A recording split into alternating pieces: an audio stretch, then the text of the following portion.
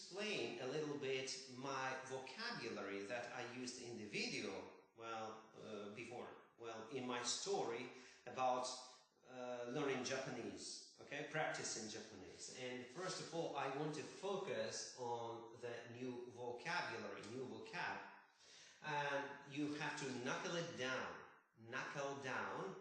okay, knuckles are these parts of the hands when you box, you use your knuckles. Well, the phrase knuckle down means practice when you study hard. Okay, so knuckle down the new vocab. The first phrase that I use, doesn't matter. Doesn't matter. Why doesn't matter? Well, very often we delete or omit the word it. It doesn't matter. Well, because it's obvious, it's normally. So, it doesn't matter. Doesn't matter. Well, this is spoken form. Doesn't matter. What does it mean? Doesn't matter means I don't care. It's no problem to me. Well, the next phrase is end up. End up. Well, I want to give you an example. When I was a teen or a teenager, I never thought that I would ever end up a teacher. What does end up in this case? I never thought that I would ever become a teacher. So end up, it's a phrase that means you became or something happened, especially when you didn't plan, you didn't know how it will happen or how it will end. For example, I drank a little beer, went out, and I didn't think that I would end up to a problem. Yes, well, that's right. Or I will get a problem, will have a problem, end up, become. The next phrase, a blessing in disguise. So when I told that I didn't have students today, well, I can shoot a video and it has become a blessing in disguise. So, a good thing in a bad situation. Wrote them down. Wrote them down.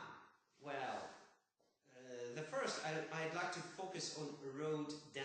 Wrote down is a phrasal verb, means, well, wrote is a past of write. Yeah, write down. This word we use usually when, this phrase we usually use when we write something into a notebook. The synonym of this, put it down, put down. Well, but why M? Well, before that, I told you about three phrases that I practiced, three Japanese phrases that I practiced, and I wrote them down. Okay? Why M? Well, it is just more comfortable to pronounce M between two words. Write them down, then write them down. Them, in this case, the, becomes a natural stopper. It doesn't give me an opportunity to speak smoothly, like the sea. Well, the similar thing happens with a man, he, when we talk to him about the news, or tell him about the news. It's very slowly, but in a fast speech, we usually delete him, her. We say, tell him about the news. Tell him about the news. Or, if it's a woman, her, tell her about him. Tell her about him. Tell her about him. Tell him about her. Okay, but it's too informal. Tell him about her. Tell her about him.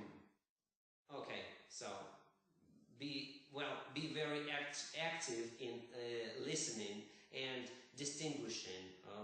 Don't worry if you don't understand a lot. Well, just I want to let you know this.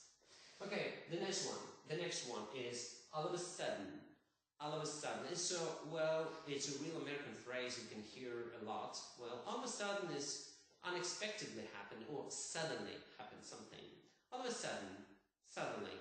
Well, both phrases are possible in American and, well, all of a sudden is more American. Well, after this, well, I said, all of a sudden it dawned on me. It dawned on me. Well, in my story, I told you I didn't know how to practice or where to practice in my Japanese. Who I could speak to. I didn't know.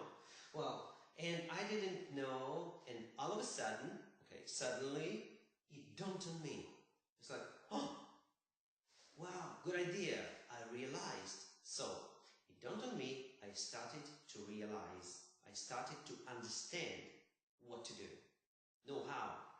Yes, and the word dawn, D-A-W-N, it's a very early morning when the first sun rays go up and the sun is invisible yet. It's beyond the planet. The sun rays, this early morning, okay, it's realizing, understanding. Good idea. Well, all of a sudden, it dawned on me and, okay, my mind started working a new way. Came up to. Well, simply say it's approach or come to me, or come up to me. Come up to is a phrase similar to come to. Took hold of, take hold of. Take hold of, for example, I took hold of this paper out of my pocket. Took hold of something out of another thing. Usually out of bag, out of pocket, took hold of, so using your hands, picked up. Went on. The past simple went is past of go. Go on. Hey, go on. Do not stop. Continue. Well, in the past, I went off.